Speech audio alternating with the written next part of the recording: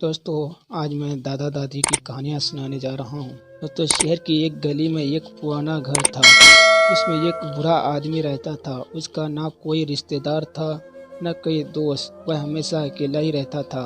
पुराने घर के बालकोनी के सामने एक छोटा सा घर था। उस घर में एक छोटा बच्चा अपने वालिद के साथ रहता था। बूढ़े को बच्चों का बहुत शौक था। वह जब भी बच्चे को देखते प्यार से हाथ हिलाते थे।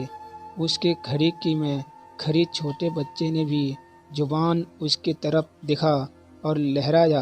आहिस्ता आहिस्ता दोनों दोस्त बन गए। रोहित ने बूढ़े को दादाजी कहकर पुकारना शुरू कर दिया। दादा अक्सर रोहित के लिए बिस्किट लाया करते थे। कभी कभी वह अपनी पसंद की चॉकलेट लाया करते थे, उसे देता था।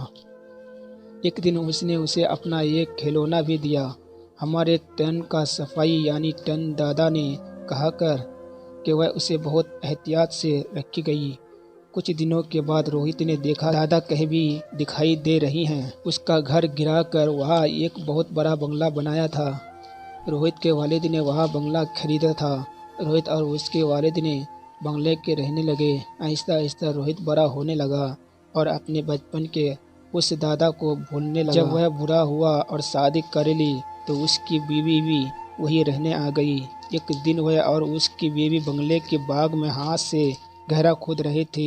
वहाँ उसने एक बीज बोना चाहा कि लेकिन किसी चीज ने उसी को उंगली चुभाई। उसने उस खुद कर देखा कि ये उसका अपना टन सोल्जर था जो उसने दादा को दिया था। उसकी तलवार की नोक रोहित की उंगली में छेद गई। अपने बचपन को खिलौना देखकर अचानक रोहित को अपना बचपन और दादा की सारी बातें याद आ गई। उसे याद आया कि दादा ने कहा था कि मैं खिलौना बहुत एहतियात से रखूंगा। रोहित ने बचपन की वह सारी बातें अपनी बेबी को सुनाई। बयान करते हुए उसकी आंखों में आंसू से भर गई। उसे अपने घर में टन सोल्जर ने सजाया था।